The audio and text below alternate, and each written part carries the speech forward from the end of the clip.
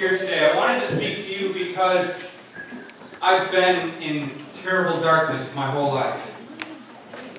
I couldn't see, but it was deeper than that. And that darkness was terrifying. But I wanted to come and talk to you because at some point in your life, whether it's happened now or not, you are going to experience terrible darkness and it'll be terrifying. And I want to give you hope. I want to tell you that there's hope. Even in the most devastating of circumstances, there's hope. I was born blind. It wasn't something my parents did, although a lot of people thought that maybe it was punishment because they were terrible sinners that I was sinful. And other people thought that my parents were probably stupid when my mom was pregnant and they did something and it caused my deformity, so it was their fault. But I didn't believe any of that growing up. I didn't believe that it was punishment or stupidity. I believed it was just random, terrible, the way of the world luck. See, when I was young, I didn't care about God, and I did not want to know Him. Because for me, if I was born blind and there was a good God, how could that be good? How could an all-powerful God allow someone like me to be born blind if He had the power and the wisdom to stop that from happening? That was too hard for me to fix. It was easier for me to not believe in God at all. It was easier for me to think of the world as a complete place void of any purpose. Things just happened. It was a broken world without mercy. And no one should expect anything better. For years, I felt broken and angry and upset. After time, though, something changed. And I think it helped that I sat there with nothing to do. Because as a blind man, there wasn't a special program for those blind at that time. There wasn't any use for me. I didn't have a job, so I sat there and I had time, lots of time. But what I realized more and more is that normal people, people that could see, that thought everything was good with their life, they didn't have time for anything. They were so busy running from thing to thing, or from job to party to event to little things in their life. They filled so many things in their life that they never had time to stop and think. But I did. And it was in that time, because of my suffering, because of my blindness, that I began to listen. Listen, wonder, and appreciate it. That maybe there was a God looking out for me. It all started when I learned the path to the synagogue. I found out the way to get there, mainly because I wanted to go to that synagogue to mock all the people that believed in God. I wanted to hear what God was saying in His Word. I wanted to hear how ridiculous it was so I could mock Christians. I could mock those Jews for their faith, for believing in a God in a broken world like this. And for a while, it's exactly what I thought I was doing. I was there, and I heard all these promises that God was making, and it all just sounded ridiculous. But even though that's what I thought I was doing, the words just kept getting to me. The more texts I heard about God from the Old Testament, all the things that He had done for the Old Testament people, all the promises that He had made, it got to me. I listened as Abraham went 100 years without a son, but God promised that he would have one. And even though he seemed so hopeless for so long that there was no purpose, God gave him Isaac. And there was purpose in that waiting. He trusted and loved the Lord. And I heard about Joseph and his brothers, and how he was sold into slavery, and how could that be a good thing? And then in Egypt, he was able to save millions of people because he had a dream from the Lord that allowed him to provide for all of those people during the famine. purpose in that suffering. But Joseph didn't know it at the time. And the people of Israel wandering through the wilderness for 40 years, all so that they would learn to trust in the Lord. And when they did, He provided for them and brought them into the promised land. And then in the promised land, the people of Israel are there, and they think they have a great army and king, and they're destroyed.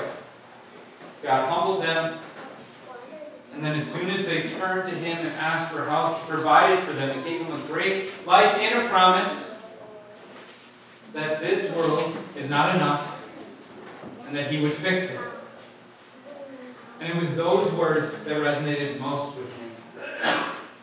The story of Job. A man who suffered so much. He had so much, and God allowed the devil to take all of this away from him.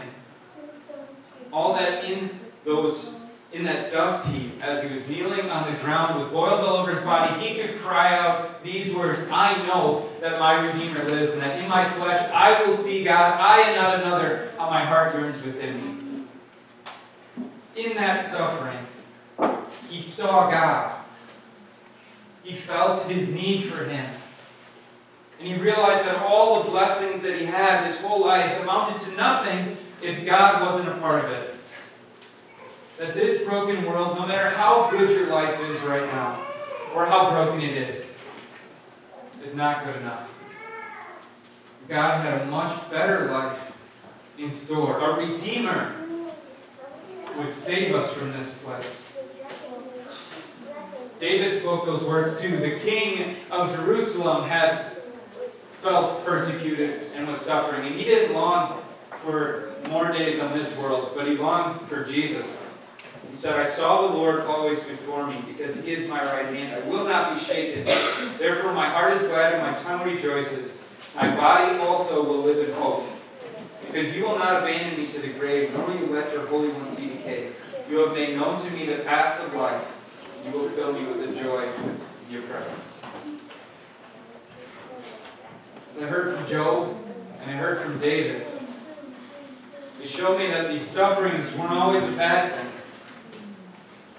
That God used these sufferings for them to help them see Him, to help them listen to Him, to long for a better life, a life with God, in His presence, free from pain, suffering, not only on the outside, but on the inside too.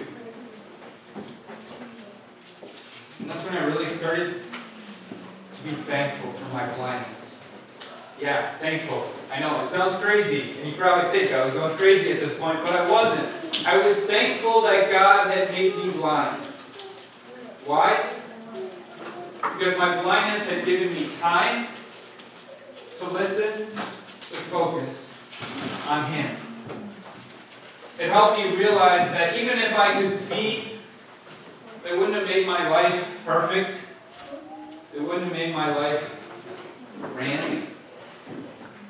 But that true living was knowing that God had a purpose for me, as a purpose for all of us, that suffering isn't meaningless, but that God has a much bigger and deeper plan for each and every one of us, that He doesn't want us to settle for the things of this world.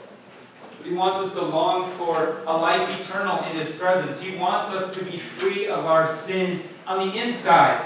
Not just a perfect world here, but get rid of all the desires to be selfish and angry, envious and jealous. He wanted to rip that out of our hearts so that we didn't have that anymore. So on the inside and the out, we were prepared for a better life. That's why I was thankful for my blindness, because God had shown me what was truly important. I was blind, but I could see. You want to know what was really cool? I lived at the same time as Jesus. And I knew right away that Jesus was the Son of God that Job and David had prophesied about, because of the reports that came in, everything that he taught, everything that he did. He had to be the Son of God. And so when I heard that he came to Jericho, I had to see it. I heard the crowd getting closer, and I began yelling, Jesus, Son of God, have mercy on me. They told me to be quiet, but I couldn't. He was finally here, my Redeemer, the one prophesied for thousands of years. He was here. Jesus, Son of David, have mercy on me. And he said, come. So I went to him. I threw off my robe and I ran to him, my Savior, who is here in the world to take away the sin of the world, to make it possible for a new life. I went to him. And he said to me, what is it that you want me to do? I said, Rabbi, I want to see. I wanted to see for so many years. I went to doctors, I went to magicians, anyone who said that they could give me sight, and none of them could do it. But I wanted it so badly because I wanted that normal life. I wanted to be like everyone else because they had a great life and everything was good. But that's not why I wanted to see anymore. And I knew Jesus would know that. And he said to me, go, your faith has made you well. And immediately I could see. I could see things. All I could hear before, but now I could see blobs. Not quite focused yet. I could see blobs in the distance that went with the sound. And as soon as I could see, I locked on to the blob that was Jesus, the one who had made me well, and I followed him. Because that is why I wanted to see. I didn't want to see anymore because I wanted to be like everyone else. I wanted to see so that I could follow Jesus for every day of my life because he gave me a new beginning. He freed me from my sin. And he would bring me into a perfect life with God. I could really see. So I wanted to talk to you because something changed. And yes, I can now see. I can say right now that the colors outside are absolutely beautiful and vibrant. God's creation is unbelievable. I'm so glad that I can see it. But that's not the change that I came to talk about. Because before Jesus gave me my sight, I could see in the darkness because of the gospel. The good news that God sent a Son to fix this broken world. So that we wouldn't have to live forever with broken bodies and broken souls. But that he could heal our broken bodies, give us a heavenly body that would never have to worry about tears, pain, or sorrow, and a soul that wouldn't have to be burdened by sin and brokenness, and we could be perfect and holy like him. I came to speak to you so that you can have hope in your darkness. Because darkness will fall someday in your life, and it'll be scary, and you'll be afraid. But listen. Listen to the God who has been there all along. He has not abandoned you to the grave. He did not let his Holy One see decay. And you know that your Redeemer lives. And in your flesh, you will see God. Don't be afraid. Follow the light. Amazing grace. How sweet the sound that saved a wretch like me. I once was lost, but now I'm found. I was blind, but now I see. Amen. Please rise.